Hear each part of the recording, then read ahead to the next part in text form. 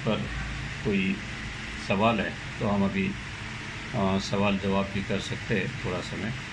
मुझे लगता है मैंने 45-50 मिनट में अपनी बात रखी है। आगे भी बहुत कुछ है जिनको इसके ऊपर, पॉलिसी के ऊपर और विस्तार से पढ़ना है या समझना है, तो मैं एक लिंक यहाँ पे शेयर कर रहा हूँ। आप उसमें जाकर मेरी आर्टिकल्स पढ़ सकते हैं। youthkiawaz.com पर मेरे अवेलेबल है अभी आर्टिकल्स। तो आपने मेरी बात को ध्यान से सुना, शांति से सुना, इसलिए मैं आपका धन्यवाद व्यक्त करता हूँ। और भाभा एटॉमिक रिसर्च के हमारे जो सुजान साथी है, जो हमेशा एक बहुत ही विचारपूर्वक थीम चलाते हैं और जिसके तहत विचारों को प्रेरणा देते, चालना देते, ताकि लोग सोचें, तर्क करें और फिर बेस्ड ऑन देयर विचार मंथन वो कोई कार्यवाही करे, कोई स्टेप्स ले। ये जो इनका उपक्रम है, ये अपने आप में बहुत ही नॉवेल है, अनोखा है। और मैं समझता हूँ कि सभी संगठनों की, जो हमारी कर्मचारियों की संगठनाएं हैं, वो इसको फॉलो करना चाहिए। मैं धन्यवाद व्यक्त करता हूँ हमारे संजय जी का, जय कुमार सर का, आप सभी साथियों का, और यहीं पे अपनी बात समाप्त करता हूँ। जय हिंद, जय हिंद।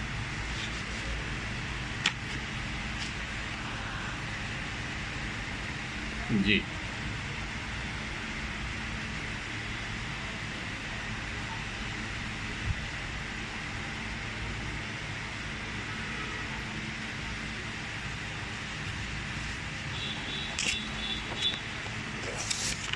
आपको अनम्यूट करना पड़ेगा संजय जी।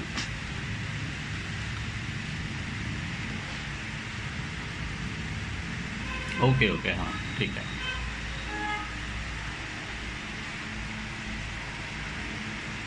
हाँ हाँ हाँ, डेफिनेटली।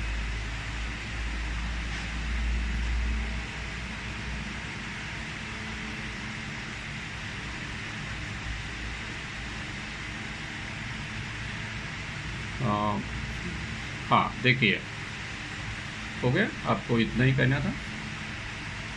ओके, देखिए, पॉलिसी में ये नहीं कहा जा सकता कि तय कौन करेगा, लेकिन जैसा कि मैंने कहा कि परिस्थितियाँ ऐसी निर्माण करना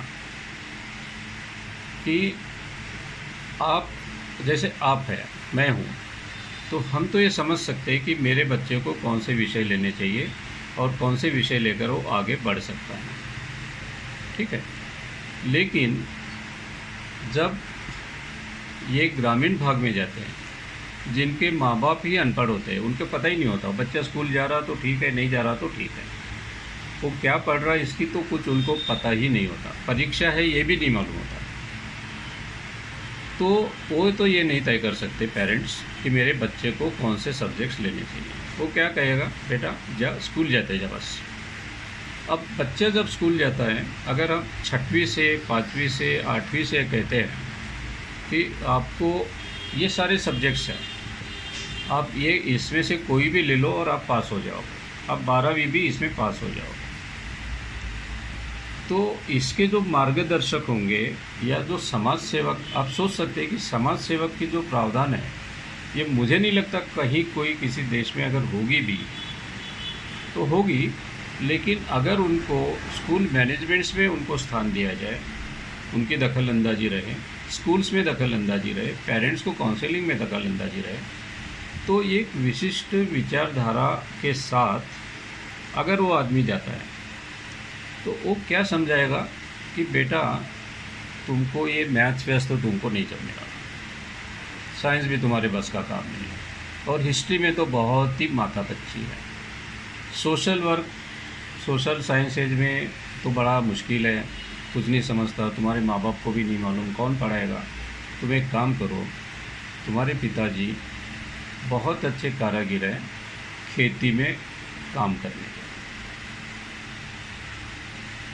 किसान, मजदूर किसान जो होते हैं, फार्म लेबर। तो आप एक काम करो, आप एक एग्रीकल्चर का एक विषय रख लो। एग्रीकल्चर में अब स्कूलों में क्या एग्रीकल्चर सिखाई जा सकेगी? यही सिखाई जा सकेगी कि शायद ट्रांसप्लांट क्या होता है, धान अगर है तो धान को ट्रांसप्लांट क्या होता है, या पौधे किस तरह से रोपते हैं, या पौधों में खाद कैसा देते हैं, या अगर वो लोहार का बेटा है तो उसको ये बताया जाएगा कि आपके यहाँ लोहे का बहुत काम होता है, ये पुश्तैनी काम है, इसको बहुत अच्छा स्कोप है, आप इसी में अपनी 12वीं वगैरह पढ़ लो। तो आपने एक ले लिया म्यूजिक, एक ले लिया पेंटिंग, एक ले लिया, सारे आसान सब्जेक्ट है, तुम पास हो जाओ। तो बच्चा तो यही सोचेगा कि अच्छी बात है, मुझे तो ये सारी कलाएँ आ जाएगी। पेरेंट्स कब तय करेंगे? जब वो तय करने की स्थिति में होंगे, वरना ये सारा मामला स्कूल्स, टीचर्स और एक काउंसलर्स और समाज सेवकों के हाथ में चढ़ जाएगा। इसलिए सरकार को चाहिए कि ये चीज़ें सरकार नीति में ही ऐसा रखे कि हर बच्चे को हम बेसिक सब्जेक्ट्स जो हैं बड़े रगड़ कर पढ़ाएंगे। माँ बाप घर में जो समझते हैं वो ट्यूशन ले लेके उसको मैथ समझाते हैं, उसको इंग्लिश लैंग्वेजेस समझाते हैं।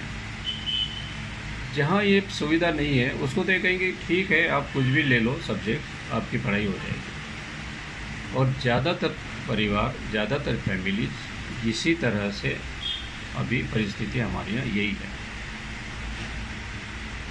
तो व्यवस्था वैसी निर्माण की जा रही। बात को समझिए कि ये पालक की जिम्मेदारी है, लेकिन पालक को जब नहीं समझेगा तो व्यवस्था की ये जिम्मेदारी है। व्यवस्था पालक के रूप में आनी चाहिए, जो नहीं आने वाली इस शिक्षा नीति में, ये मुद्दा है। हाँ,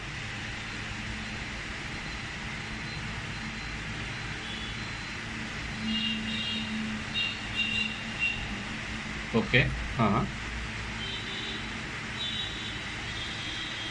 मुझे आवाज़ नहीं आ रही आपका वॉइस क्लियर नहीं। कौन बोल रहे हैं?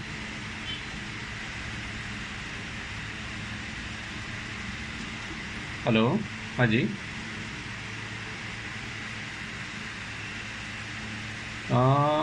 मुझे एक्चुअली आपकी आवाज़ नहीं आ रही साहब। पंकज दमके साहब बोलना चाह रहे हैं?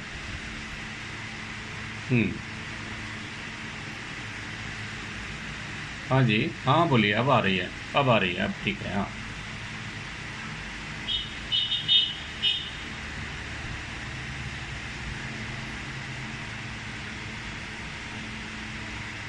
हाँ, इसमें जो 5+3+3+4 ये स्कूल एजुकेशन को लेकर सिलेबस जो है मूल रूप से एनसीईआरटी को जिम्मेदारी दी गई है।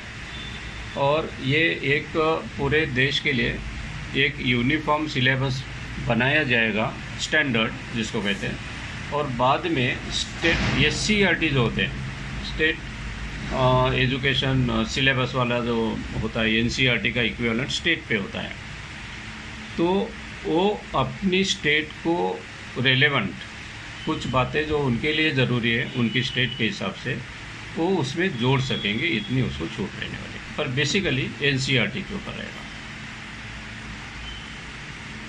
हाँ जी सर।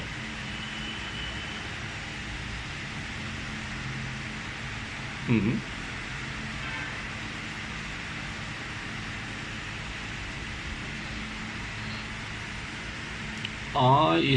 इसका अगर विरोध करना है तो सबसे पहले तो ये शिक्षा नीति जो मीडिया बता रही है या जो सरकार बता रही है उससे बाहर आकर स्वतंत्र रूप से इसका विचार करना होगा।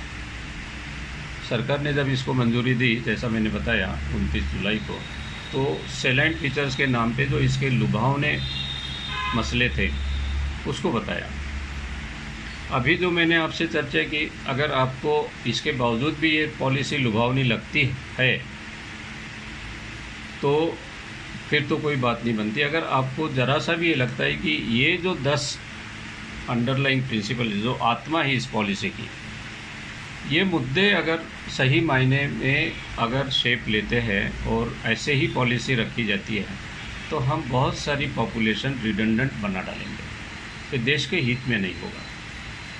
ये हमारे और आपके एक व्यक्तिगत मसला नहीं है, देश के हित का है। और एजुकेशन एक ऐसा मामला है जो पूरी एक पीढ़ी नहीं, कई दसियों पीढ़ियाँ प्रभावित करेगी आगे आने वाली। तो इसकी एक तो जागरूकता निर्माण हो लोगों में, जैसा आप में अभी अगर कुछ हुई है तो आप, अगर मैं उसमें सफल रहा हूँ तो निश्चित हुई है, तो आप और अपने स्तर से आगे लोगों को ये बताएं, इसको क्रिस्टलाइज करें, इसके ऊपर छोटे कोई आपके अपने मुद्दे स्वतंत्र अभ्यास से इसको बेसिस मान सकते हैं। आप छोटे छोटे पॉइंट्स निकालें और नीति का विरोध इस बात को लेकर हो, इसलिए नहीं हो कि इसमें कोई विशिष्ट आइडियोलॉजी पढ़ाई जाने वाली है, ये उसको वो कोई मायने नहीं रखता। बात मायने ये रखती है कि ये पॉलिसी शिक्षा व्यवसाय को, शिक्षा को पूरी तरह से बाजारीकरण कर रही है, उसका एक व्यवसाय का स्वरूप दे रही है, और free and compulsory education, compulsory quality education जो देने की राइट टू एजुकेशन में आता है, जो राइट टू एजुकेशन हो चाहे ना हो, अगर देश के हित में बात करनी है तो ये होना ही चाहिए। और अगर ये नहीं हो रहा, ये बाजारीकरण हो रहा है, तो इसका विरोध होना चाहिए। ये पॉलिसी बाजारीकरण और प्राइवेटाइजेशन के एक ही मुद्दे पर इस पॉलिसी को जनता इसके पॉलिसी के खिलाफ उठकर खड़ी होनी चाहिए। देखिए, कोई भी देश का सार्वभौमत्व अगर रखना है, सोवरेनिटी अगर टिकानी है, तो दो चीज़ें अहम हैं। एक है समाज का शिक्षित होना, सारे समाज का, और दूसरा है आपकी संरक्षण व्यवस्था, आर्मी, ये स्ट्रांग होना। संरक्षण व्यवस्था जितनी महत्व की है, उतनी ही व्यवस्था उतनी ही महत्वपूर्ण इम्पोर्टेंट है शिक्षण व्यवस्था। संरक्षण पे अगर हम जिस तरीके से खुले हाथ से खर्चा करते हैं, ये चाहिए तो ले लिया, राफेल मंगा लिए, ये और हेलीकॉप्टर्स मंगा लिए, वो मंगवा लिया, ये सारी, जब डिफेंस के ऊपर एक्सपेंडिचर की बात आती है तो नो क्वेश्चंस आस्क्ड होते हैं, लेकिन शिक्षा पे खर्चा की बात आती है तो 10 सवाल आते हैं। मैं समझता हूँ कि देश की सोवरेनिटी टिकाने के लिए संरक्षण और शिक्षण दोनों ही समान महत्वपूर्ण हैं, और सरकार के ऊपर जनता ने इस बात को लेकर आगे आना चाहिए कि शिक्षा पे आप खर्चा कीजिए, संरक्षण पे जितना खर्चा करते हैं आप शिक्षा पे भी उतना ही कीजिए। ये हमारा स्टैंड होना चाहिए। हाँ जी सर।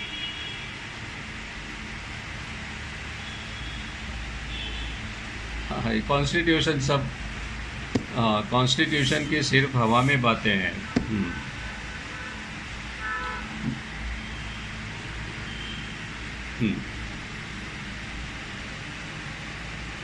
जी हाँ, जी हाँ।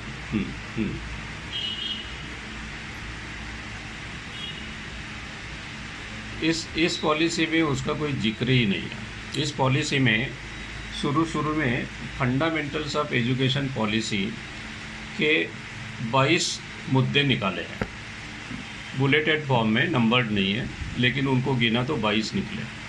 22 प्रतिज्ञा समझिए शिक्षा नीति की।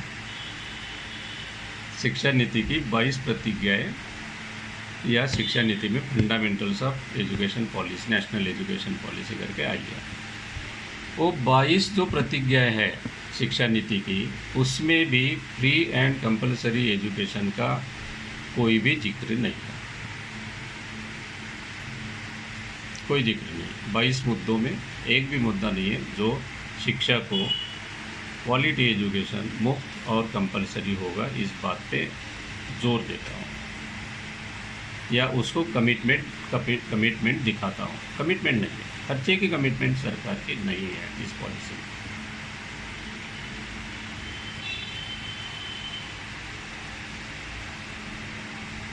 उससे भी पीछे जाएंगे, 1000 साल पीछे जाएंगे,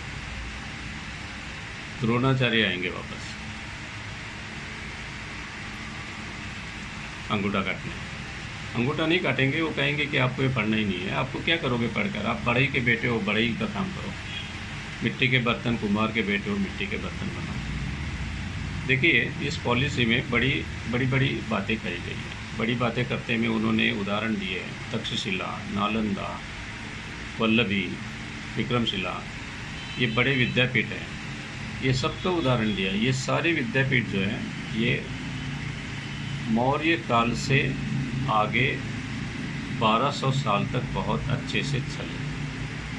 जब मुग़लों ने आक्रमण किया उसके पहले ये समाप्त हो चुके थे। मुग़लों ने तो इनको नष्ट किया, वो बात अलग है, लेकिन इनको समाप्त करने में प्रतिक्रांति का भी बहुत बड़ा हाथ था।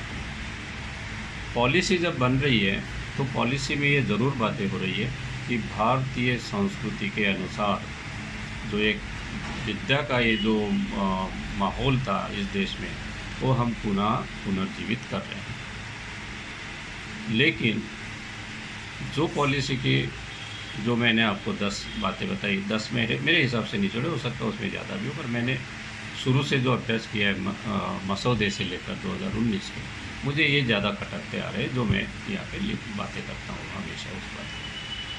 तो लेकिन ये उसका जिक्र ज़रूर करते हैं कि ये होना चाहिए, लेकिन प्रत्यक्ष व्यवस्था में कल्चरल हमारे यहाँ 2 पैरेलल कल्चर चलते हैं। एक कल्चर डेफिनेटली रहा जो बुद्धिस्ट कल्चर रहा, जो 1200 साल तक इस देश को बहुत ही वैभवशाली बनाया रहा। उसके सबूत मिल रहे हैं आपको, जगह जगह आपको उसके सबूत मिल रहे हैं, उस वैभव के मिल रहे हैं, उस गौरवपूर्ण हमारा पास्ट है उसके मिल रहे हैं। और दूसरी प्रणाली जो थी जिसमें ऐसी व्यवस्था निर्माण हो गई जो हमारा देश अगले हज़ारों साल तक गुलाम बन गया। हमें वो गुलामी में घुसाने वाली शिक्षा व्यवस्था अभी ला रहे हैं, ये सबसे बड़ा खतरा है। बुद्धा कहते हैं शिक्षण को लेकर बुद्धा की बहुत ही अहम टीचिंग है। बुद्धा कहते हैं teacher should teach all to all, holding nothing back, keeping no one out. Teacher ने सब कुछ, उसे जो आता है वो सब कुछ टीचर ने पढ़ाना चाहिए, अपने पास कुछ भी नहीं रखना चाहिए और किसी को भी उससे बाहर नहीं रखना चाहिए। लेकिन ये शिक्षा नीति जो हमारी कल्चरल हेरिटेज की बात करती है और उसके ऊपर निर्भर होने की बात करती है, यही शिक्षा नीति इस बात को नकार देती है कि शिक्षक ने सब कुछ सबको पढ़ाना चाहिए, वो नहीं मानती।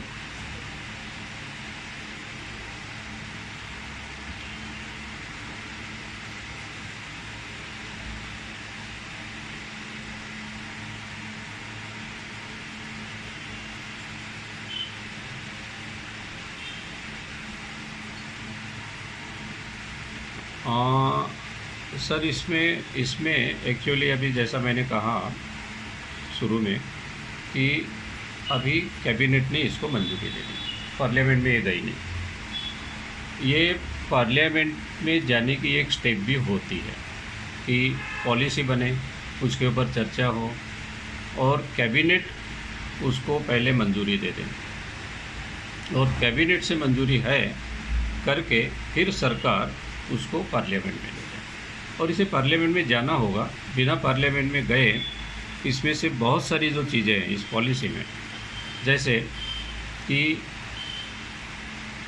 मैंने बताया कि स्टेट डिपार्टमेंट ऑफ एजुकेशन जो स्कूल एजुकेशन है, शालेय शिक्षण विभाग, उसको लगभग निष्क्रिय कर दिया इस पॉलिसी में। उसके जगह पर आने वाला है स्टेट स्कूल स्टैंडर्ड्स अथॉरिटी।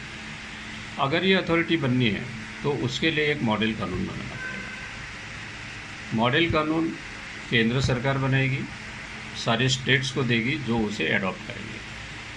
अगर मॉडल कानून बनाना है सेंट्रल गवर्नमेंट का तो उसे पार्लियामेंट में जाना होगा और फिर वो स्टेट लेजिस्लेटिव में जाना होगा स्टेट के लिए एडॉप्ट करने के लिए। तो ये जाएगा तो वहाँ पे जाएगा ही।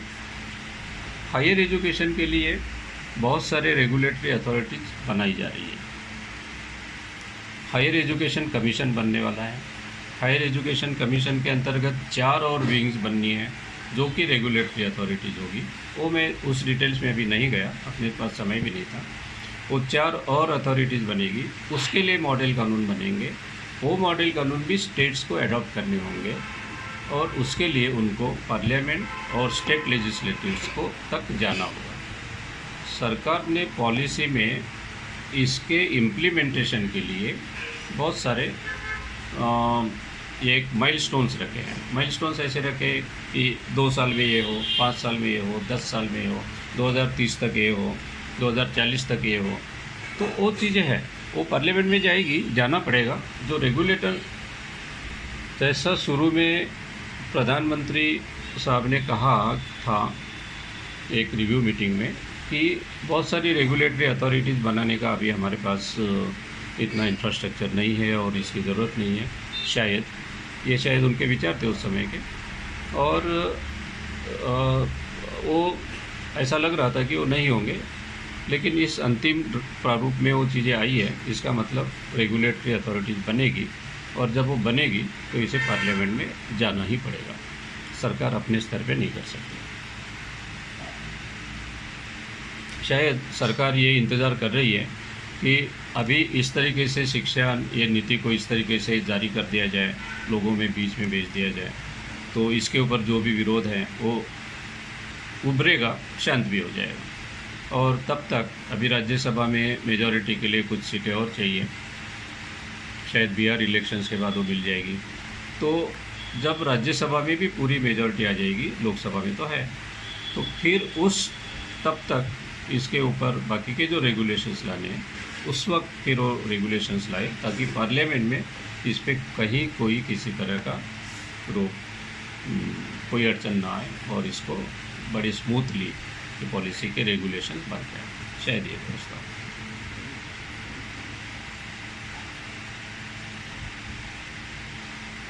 और कोई या हाँ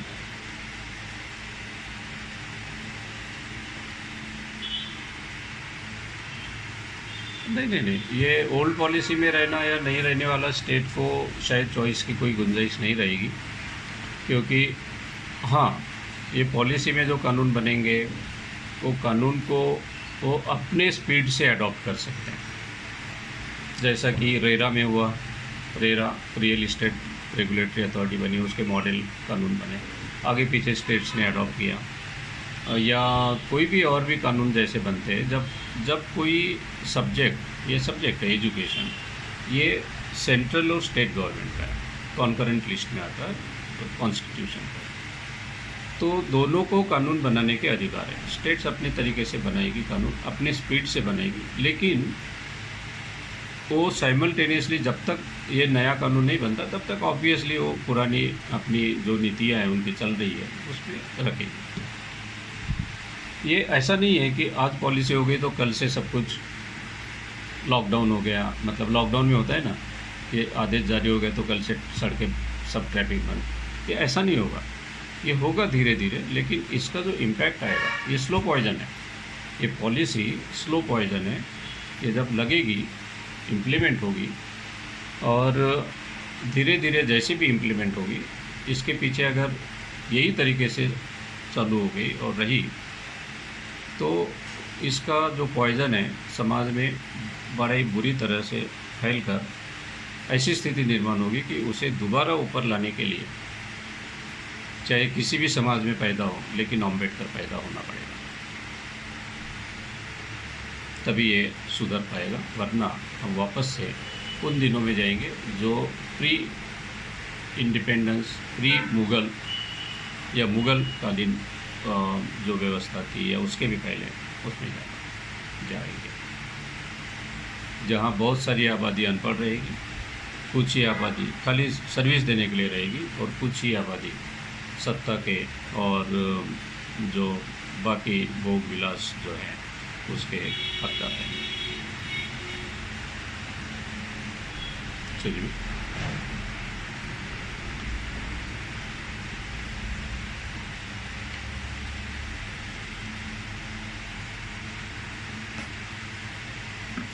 हाँ जी, हेलो, आपकी हाँ थोड़ा माइक ठीक कर लीजिए, सेट कर लीजिए। हेलो,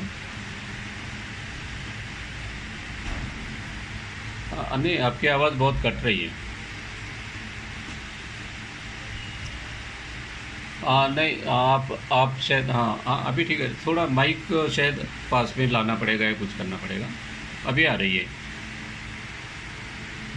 हाँ हाँ हाँ, अभी ठीक है।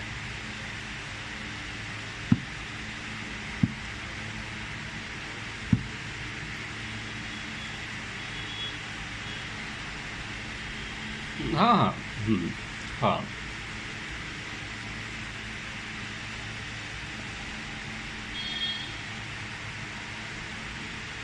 हम्म। देखिए, ग्लोबलाइजेशन को लेकर या इंटरनेशनलाइजेशन को लेकर एक छोटा सा प्रावधान ऐसा है कि इंडियन यूनिवर्सिटीज़ जो हैं उनको ये छूट दी जाएगी कि वो बाहर के देशों में अपने कैंपसेस खोलें। मतलब हमारे देश से जा सकते हो, अभी भी है। आज भी पूना यूनिवर्सिटी का कैंपस दुबई में है मेरे ख्याल से, अबू धाबी में, कहाँ, दुबई में है और है। तो बाहर हमारी ज़्यादा से ज़्यादा यूनिवर्सिटी अपने कैंपस खोल सकेगी, उनको अगर स्टूडेंट्स मिलते तो ये फिलंथ्रॉपीज जो आएंगे वही ले जा पाएंगे, और सरकारी यूनिवर्सिटीज़ तो शायद ही उसमें कर पाएगी। एक प्राइवेट एजुकेशन सेक्टर को, प्राइवेट सेक्टर को ये एक तरीके से इंसेंटिव है। दूसरा ये भी प्रावधान है कि बाहर देश में जो बड़ी यूनिवर्सिटीज़ हैं वो भी अपने कैंपस हमारे देश में खोल सकेगी। ठीक है, वो अच्छी बातें हैं, कोई उसमें कोई गलत नहीं है। पैसा वो लगाएंगे शिक्षा, और हायर एजुकेशन में ये चीज़ें हो, ये समझ सकते हैं, उसमें कोई दिक्कत नहीं। ये दोनों ही चीज़ें फॉरेन एजुकेशन के लिए जो आज हमारे कुछ बच्चों को जो मिलती है, स्कॉलरशिप्स मिलती है और इंसेंटिव मिलते हैं, वो इस पॉलिसी में जैसा फाइनेंशियल सपोर्ट का जो प्रावधान है उसके हिसाब से तो मुझे नहीं लगता कि वो आगे जारी रहेगी। क्योंकि जब यहाँ ही प्राइमरी स्कूल में भी बच्चों को फी वेवर को मैनेजमेंट को कहा जाएगा और सरकार नहीं देने वाली,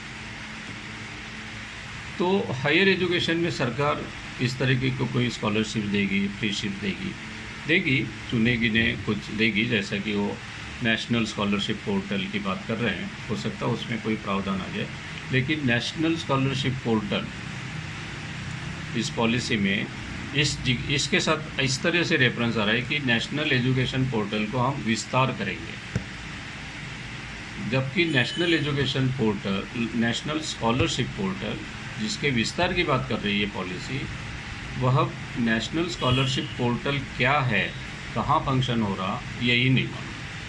पूरी पॉलिसी में एक बार एक शब्द आया है, नेशनल स्कॉलरशिप पोर्टल, जिसके विस्तार की बात कर रहे हैं, लेकिन पोर्टल क्या है यही नहीं मालूम। तो विस्तार क्या होगा पता नहीं। इस पॉलिसी में बहुत सारी ऐसी बातें हैं जो बड़े ही कॉन्ट्राडिक्टरी है, नॉवेल की तरह है।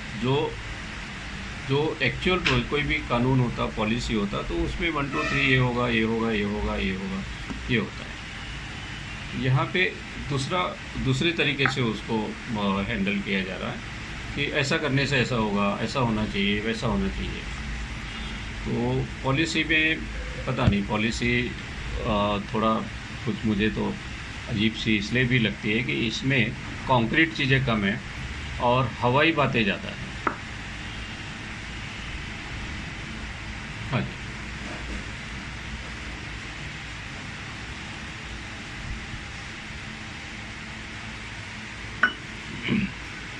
हेलो।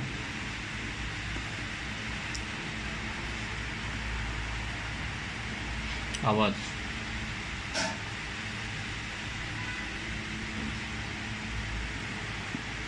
आपकी आवाज़ थोड़ा सा माइक पास में कीजिएगा मैडम। नहीं, आपका आवाज़, आपका माइक पास में कीजिए तो आ जाएगी।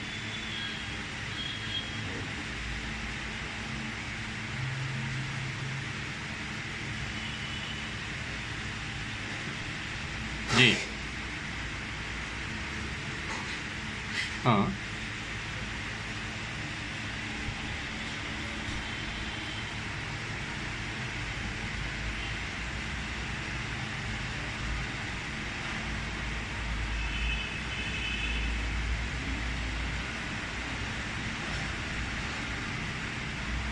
Sorry sorry sorry sorry, sorry I couldn't get it properly, मुझे बताइएगा एक बार फिर। हाँ, फिर से बताइए, आपका क्वेश्चन दोहराइए। हाँ जी। हाँ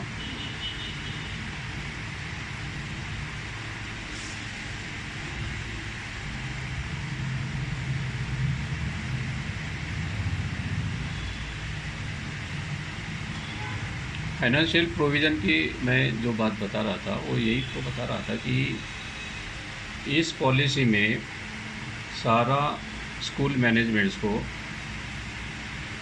उनके खर्चे कॉस्ट रिकवर हो जाएगी इस तरीके से फीस लगाने की छूट दे दी, और उन्हीं से ये उम्मीद की जा रही है कि आप बच्चों को फ्री शिफ्ट देंगे, जहाँ संभव हो स्कॉलरशिप देंगे ज़्यादा से ज़्यादा बच्चों को, ये उनको बताया जा रहा है।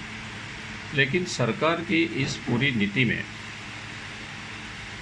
सरकार बच्चों के ऊपर कोई स्कॉलरशिप्स खर्चा करेगी, कोई फ्री शिफ्ट देगी, इसका कहीं कोई जिक्र नहीं है। यहाँ तक कि जो fundamental principles of national education policy जो 22 लिखे हैं उन्होंने, उसमें भी फंडामेंटल प्रिंसिपल में इसका जिक्र नहीं है कि बच्चों को फ्री एंड कंपलसरी एजुकेशन सरकार देगी। तो उनके लिए फाइनेंशियल प्रोविज़न उनके एजुकेशन पर करने का इस पॉलिसी में प्रावधान नज़र नहीं आ रहा। हालांकि ये ज़रूर कहते हो कि आंगनवाड़ी और सरकारी स्कूल इनका इंफ्रास्ट्रक्चर बढ़ाने के लिए हम खर्चा करेंगे, उनका इंफ्रास्ट्रक्चर बढ़ाने के लिए। इंफ्रास्ट्रक्चर बिल्डिंग तो खड़ी होगी, लेकिन बच्चा जब पढ़ने जाएगा और अगर वो अफोर्ड नहीं करता जाना आना या बाकी की किताबें या बस्ता बैग जो कहते हैं स्कूल बैग, या और भी बहुत सारी चीज़ें होती है स्कूल एजुकेशन में, खर्चा तो आता ही है। अगर वो अफोर्ड नहीं करता तो वो उनको फ्री सरकार देगी, इसका कहीं कोई जिक्र नहीं है। इंफ्रास्ट्रक्चर डेवलप करना एक बात होगी, और रिकरिंग एक्सपेंडिचर जो लगते हैं फैमिलीज़ को, स्टूडेंट्स को, उसका वहन सरकार ने करना, ये अलग बात होगी। वो फ्री शिप होती है, उसका कोई प्रावधान या उसका कोई कॉन्क्रीट कमिटमेंट इस पॉलिसी में नहीं है।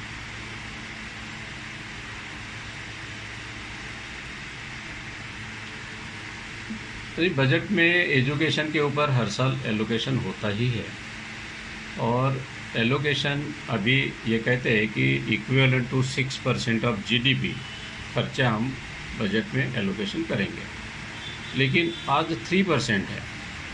अगर आज 3% का 6% जीडीपी के इक्विवेलेंट करते हैं तो ये बजट सब उल्टा पुल्टा हो जाएगा। उसके लिए रिसोर्सेज कहाँ से आएंगे? बजट का साइज बढ़ जाएगा। डेफिसिट बजट ऑलरेडी रहता है, उसमें और भी डेफिसिट जाएगा। तो सरकार इसको धीरे धीरे ही बढ़ाएगी। जैसे अगर आज 3% है, 3.5 है, तो उसको 3.7 करेगी, 7.5 करेगी, 4 करेगी। इस तरीके से अगले 10 साल में वगैरह वो कर पाएगी। बजट प्रोविज़न तो होगा। हमारा ये कहना है, मतलब मैं आपसे भी आग्रह ये करता हूँ कि बजट प्रोविज़न करते हुए आप बाकी जगह कहाँ कर्टेल करते कीजिए। जिस तरीके से डिफेंस का बजट बिना कोई सवाल पूछे हो जाता है, उसी तरह शिक्षण ये भी एक डिफेंस की तरह ही है, इतना ही इम्पोर्टेंट है। उस तरीके से उस पर सरकार ने खर्चा करना चाहिए, उसके लिए संसाधन जुटाने चाहिए, उसके लिए चाहे टैक्सेस बढ़ाने पड़े तो बढ़ाए, या जो भी है। जो अभी तो खर्चा चलाने के लिए सरकार मुनाफे वाली कंपनियां बेच रही है, रेलवे की ज़मीन बेच रही है, तो शिक्षा देने के लिए क्यों ना किया जाए? ये कोई ऐसा प्रावधान करे कि ये हम कर रहे हैं, इससे हम शिक्षा का फ्री शिप में करेंगे, ये हम पैसा इसलिए जुटा रहे, ये शिक्षा में खर्चा, तो ऐसा कुछ करें। हाँ जी,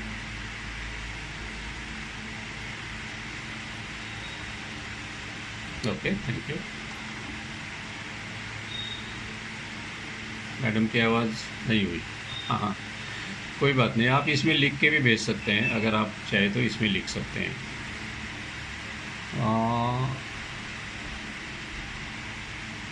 कैन वी चैलेंज, अभी मैं जो मैसेज में आए हैं मैं आपको उसके कुछ जवाब दे देता हूँ, अगर आप चाहे तो। एक संगीता मिश्रा मैडम पूछ रही है, can we challenge this policy in the court. मुझे यह भी कोई लीगल एक्सपर्ट ही बता पाएंगे, मुझे तो मुश्किल लगता है इस स्टेज पे कोई चैलेंज करना। कोर्ट वाले तो आजकल कोर्ट्स भी ऐसे हो गए कि आप पिटीशन लेके गए तो आपको पिटीशन क्यों लेकर आ गए करके 1 लाख का रुपये जुर्माना लगा देते हैं। तो this will be premature stage to challenge this policy. और ये सरकार जब तक इस पर दिशा, देखिए 2 स्टेज का होता है, एक होता है पॉलिसी का एक्सेप्टेंस और दूसरा होता है इसमें रूल्स फ्रेम करना। जब इसमें रूल्स फ्रेम हो जाएंगे, पॉलिसी अगर ये बन गई है तो इसमें जब रूल्स बनेंगे या कोई कानून बनेगा उसको ज़रूर चैलेंज कर सकेंगे। मुझे नहीं लगता अभी इस स्टेज पे हम कोई चैलेंज कर सकते। अभी तो सिर्फ पब्लिक ओपिनियन मोबिलाइज करना पड़ेगा। फिर आगे है राज अंबादे साहब का सवाल तो हो ही गया फंडिंग को लेकर। फिर मुनीराम मुर्मू साहब का सवाल है, as per NEP regional language mother tongue must be given preference whether it will be decided by student, school, government और द एजेंसी। देखिए पॉलिसी कहती है 3 लैंग्वेज फार्मूला रहेगा, मदर टंग में हो, रीजनल लैंग्वेज में हो या फिर लोकल लैंग्वेज में। लोकल लैंग्वेज हो, मदर टंग हो या रीजनल लैंग्वेज हो। ये छूट तो दे रखी है, लेकिन पॉलिसी ऐसा कुछ नहीं कहती कि मदर टंग में ही हो। पॉलिसी इंग्लिश मीडियम में भी स्कूल चलाने की छूट देती है, चाहे लोकल में हो, चाहे रीजनल लैंग्वेज में हो, चाहे इंग्लिश में हो। वैसा लिखती एक जगह लिखती भी है, बहुत ऐसा उभर कर नहीं आता, लेकिन जनरल ओपिनियन ये है कि there is no bar on English medium schools.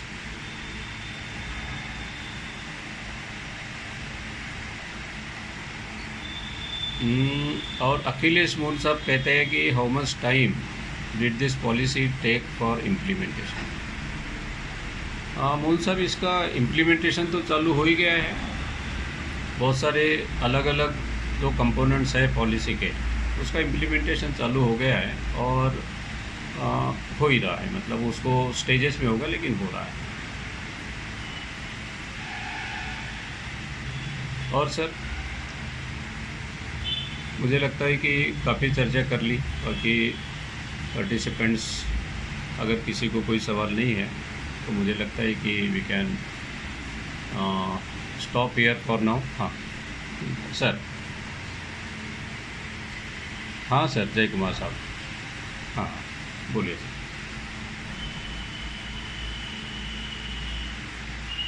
या thank you sir.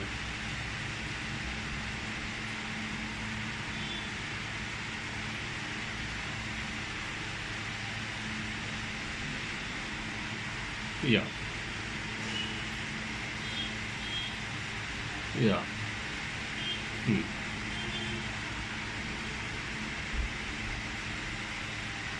Hmm, hmm, hmm.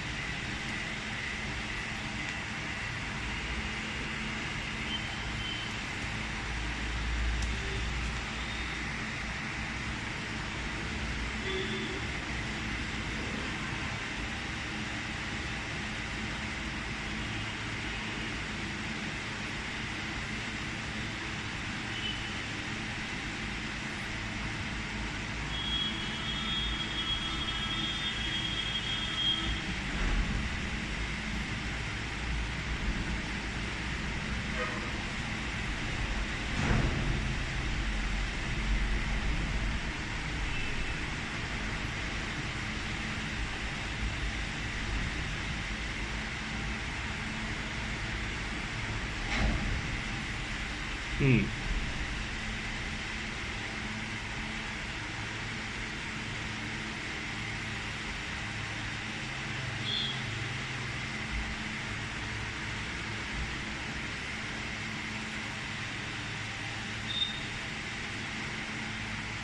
Yes, exactly. I call it trivializing the education. उसको बहुत ही चिल्लर बना रहे हैं, हाँ। हम्म। हम्म।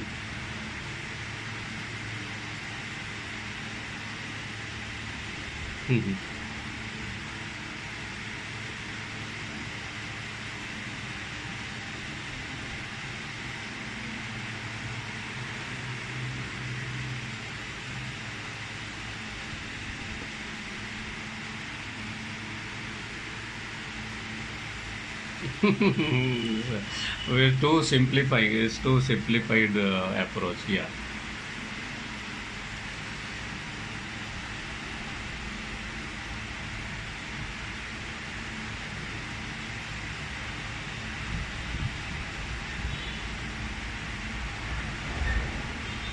Yeah. That is a that is a taunt on your eating habits which they want to control but can't control. But education they want to control.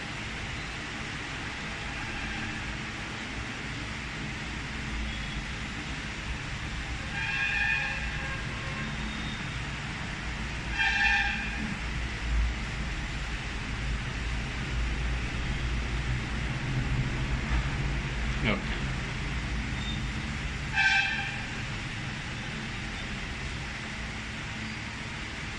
Mm-hmm.